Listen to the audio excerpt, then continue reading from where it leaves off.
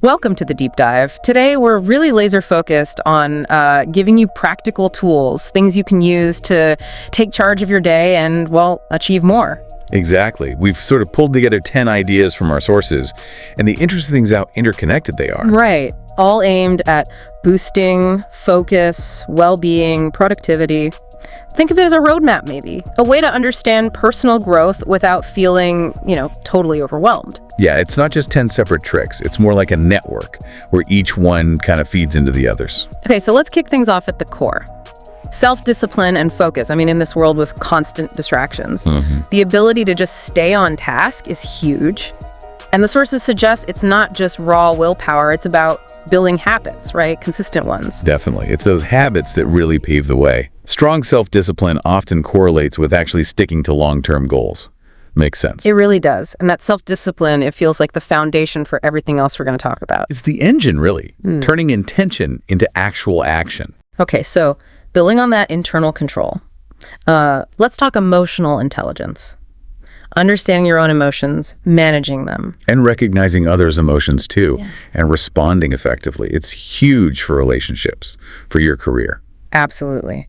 How can you deal with challenges or even just work with people if your emotions are all over the place? Exactly. You need that self-awareness, that bit of control. Emotional intelligence gives you that. Right. So inner landscape, check. Now let's get practical. Time management strategies. Yeah, really prioritizing. Planning your day so you're not just spinning your wheels. Minimizing that wasted effort, that feeling of being constantly behind. And the goal isn't necessarily cramming more in, is it? It's being smart about where your energy goes. Focusing on what actually moves the needle. So true. Yeah. And how do you know what truly matters? That's where setting clear goals comes in, that power of intention. And the SMART framework often pops up here. Specific, measurable, achievable, relevant, time-bound. Yeah. It turns those fuzzy ideas into something concrete you can actually aim for.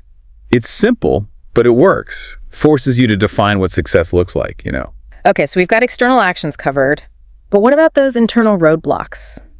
Limiting beliefs. Ah, yes. Those deep-seated negative thoughts that can really sabotage you without you even realizing it sometimes. But the good news is you can challenge them. You can reshape that inner voice. Spotting them is the first big step, isn't it? Once you see them, you can start asking, wait, is that really true? And build a better story. Exactly. And when you shift those stories, confidence starts to build almost naturally.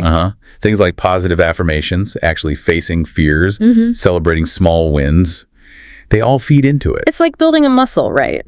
Confidence isn't fixed, you cultivate it. Every time you push that comfort zone boundary, even a little, and manage it, you're reinforcing that belief in yourself. So how do we tie all this together consistently, day to day? Well, that brings us to daily routines. Structure. Right. Our sources really stress how routines can cut down on decision fatigue.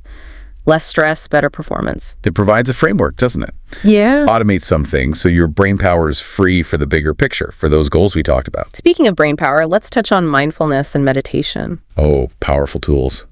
Bringing awareness to the present moment. Which, in turn, helps reduce anxiety, helps regulate emotions.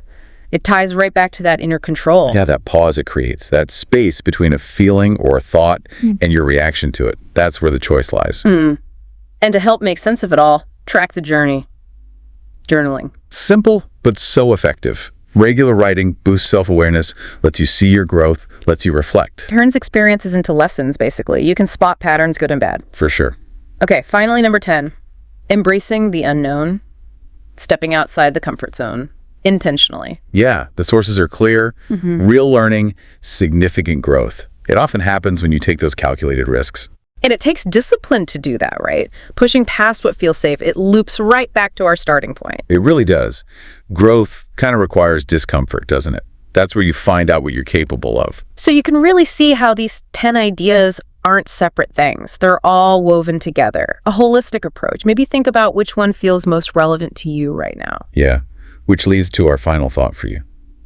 How might really focusing in on just one of these areas start a positive ripple effect through all the others in your life?